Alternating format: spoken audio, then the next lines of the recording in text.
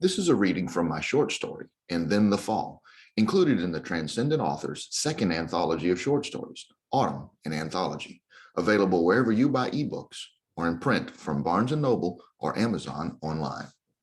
Our main character, Joe, has broken out of the lab in which he was created and is exploring the unknown world at large.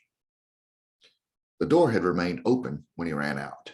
He ran without looking back, into the trees, past bushes. Then he fell face first into a creek. Involuntarily, he sucked in a mouthful of water, then immediately raised his head and spit it out. His nose and throat burned from the water, but his lips felt moist. He glanced back toward the house. It was still visible. Standing, he walked backwards, watching the house. Uphill was the way to go. He turned and ran again, this time following the water towards its source. He ran until his sides hurt. Before he stopped, he looked in the direction he had come from. The house was no longer visible. He crouched down. It felt safer. The stream gurgled as it passed over small stones in the creek bed. His mouth and lips were dry from exertion. Cautiously, he bent down and scooped some water into his hands to sip. It was cool and helped calm him. Refreshed, he felt he could walk now. After 2 hours, he discovered the next problem. There was a strange feeling of weakness and fatigue. Also, his insides made strange noises. It seemed that there was something alive inside his abdomen. His thirst had been easy, but this was deeper than just parched lips and dry mouth. The water was not enough. No matter how much he drank from the cool, sweet streams of the paradise he had found, there was no quenching the unfamiliar urges. He ignored it and pushed on.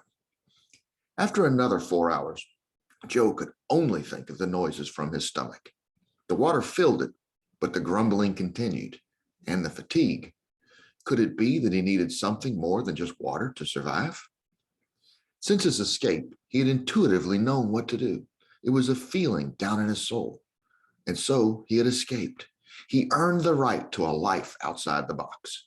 Nothing would make Joe go back in, but this strange sensation still threatened to undo his freedom. As he snapped out of another trance-like state of concern for his well-being, he scanned the area and started walking across the wooded hill. He had to do something about this, or he would lose his ability to concentrate. Danger could come from anywhere, and Joe had to be vigilant. There was an apple hanging on the tree in front of him. He had seen many apples while he ran, some on the branches, some on the ground, but this time he looked with a fresh eye.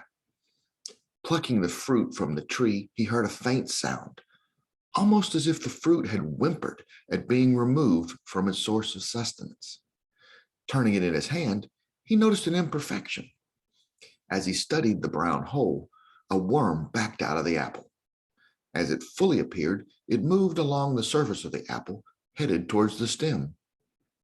Joe held the stem near a leaf, and the worm crawled off and went along as if nothing had happened. But Joe had the clue he needed. Again, turning the fruit, this time so the hole the worm crawled out of was away from him, he wiped the fruit on his shirt. He sniffed the freshly polished apple, then bared his teeth to take a bite. The crisp skin of the apple gave way to a firm, perfect inner meat. The juice ran down his chin and fell on his chest. As he chewed, he tasted all the succulent beauty the apple offered. It was as if he had never eaten before in his life. This was the best tasting apple he had ever consumed. Because it was the first. Joe had never eaten before. He had never had to. Hunger and eating were foreign concepts to him, though they weren't the last foreign concepts he had to overcome. Sleep was the next. The long run and walk had taken his energy away. He crawled beneath a bush and scooted beneath the branches. His eyelids were heavy. His breathing slowed down. Joe was on his own. It was up to him to fix things, to provide for himself, to feed himself, everything. And Joe slept. To see the rest of Joe's story, including his allegorical fall, pick up a copy of Autumn An Anthology in ebook or print.